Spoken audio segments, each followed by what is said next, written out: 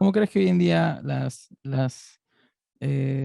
personas activas pueden generar esta liberación que propones de conciencia histórica, ¿no? ¿Cómo podemos hacer esta liberación de, de retorno de los runas, básicamente? Así es. Creo que ahí tú planteaste un tema que es el tema del reconocimiento.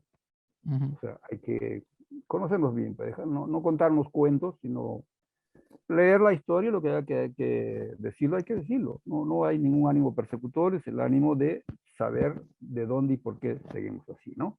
ujú, Entonces, por ejemplo, no las pocas, bueno, las importantes fuentes de conocimiento del Perú que vienen desde la época inca, tú sabes, todo lo que había en los quipus, en los tocapus, etcétera, fueron expresamente quemados o desaparecidos por los conquistadores, ¿no? Porque había que desaparecer la sabiduría que los incas tenían, ¿no? A pesar de eso, ya mantienen cosas, se mantiene la tradición oral y eso es lo que le sirve a Garcilaso para escribir en gran parte a Blas Valera, ¿no? Blas Valera es desaparecido, ni mencionado en la historia. En realidad Blas Valera es mucho más trascendente, más directo, más mejor conocedor incluso que Garcilaso de lo que quedaba del imperio, porque él vive todavía en la época en que los incas están vivos. Es desaparecido. Garcilaso de la Vega incorpora en su libro, se lo cita a Blas Valera, y a un autor en el año 1909, si no me equivoco, se le ocurre decir pues que Garcilaso de la Vega es un plagiario, ¿no?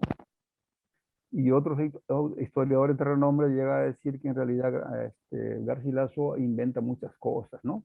Incluso el propio Porras Barrenechea, ¿no? Que es uno de los más honestos historiadores que había en el siglo XX, ¿no? Pero él mismo no puede dejar de mostrar cierto recelo racista, digo yo, ¿no? De la ujú, información que llega de un indio, porque es mejor creerle a un cronista español. Si le ujú. crees a un indio, La historia es esto distinta. es dudoso, pues, ¿no? Porque a los indios mentían todo el tiempo, eso es lo que decía el relato, ¿no?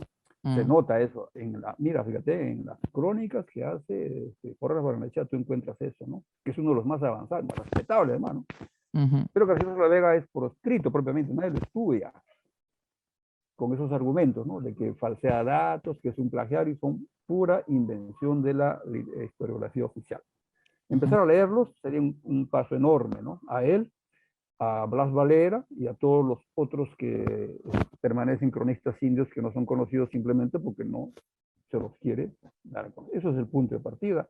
Y el interesante. segundo es también el otro tema que tú lo has planteado, ¿no? Ahí es el tema del conocimiento y del autorreconocimiento, ¿no? Mm, Que eso es en lo que uno puede actuar por su lado, ¿no? O sea, una gran capacidad que uno tiene, todas las personas tenemos esa capacidad, es el autorreconocimiento, ¿no? Entonces uno tiene que hacer lo que hacían, lo que decía Sócrates, ¿no? En realidad Sócrates lo aprendió de otro lado, pero lo decía, conócete a ti mismo, ¿no? mm, Pero eso lo han dicho pues los filósofos asiáticos desde hace mucho tiempo antes de Sócrates, ¿no? O sea, lo más difícil es conocerte a ti mismo, ¿no? Y por eso es que en la filosofía oriental hay mucho espacio para los ejercicios de concentración, de espirituales, de reflexión propia, ¿no? Donde uno se aparta del mundo y se concentra y repasa su vida y trata de manejar. Lo más difícil, dicen los asiáticos, es manejar el intelecto. El mm, intelecto tiende a irse por la libre, te tiende trampas. Necesitas manejar tus sentimientos. En tus sentimientos está la bondad. En tus mm, sentimientos está tu progreso. Pero el intelecto te siembra trampas. El intelecto viene y te dice, ¿sabes qué? Tú eres superior a ese, ¿no? Y tú caes en la trampa y empiezas a discriminarlo, ¿no? mm. Y no hay ninguna base para decir eso. Eso fue una invención simplemente de los europeos, ¿no? Una Claro, invención intelectual europea. Entonces, que está en tu la mente. autorreflexión es clave, ¿no? Uno tiene que autorreconocerse. Y lo tercero es algo que también habíamos estado conversando al comienzo. Hay que recuperar la capacidad de diálogo, ¿no? Tenemos que aprender a dialogar, ¿no? Eso está Es difícil. decir, sentarnos, conversar, tolerarnos, discrepar, manejar la forma de decirlo, manejar lo que tú dijiste, la manera de escuchar, ¿no? O sea, en realidad es mucho el trabajo de escuchar. En general, casi el gran problema en el Perú no es que no sepan decir, sino que sobre todo no saben escuchar, ¿no? Sí, sí, Mm.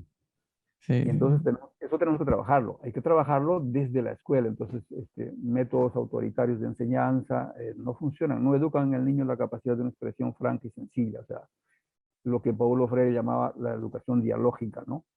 ¿qué es Pero eso? no en el sentido de traslado de conocimiento, sino en el sentido de que convive con el otro, aprende a entenderlo, comparte sus sentimientos, Mm, enriquece tu manera de manejarte, es trabajar toda la parte efectiva, de la afectiva, digo, de la efectivamente. relación entre humanos, ¿no? Y eso es lo que la educación inicial, por ejemplo, y primaria debía trabajar con mayor énfasis, el Sí, manejo de la emotividad.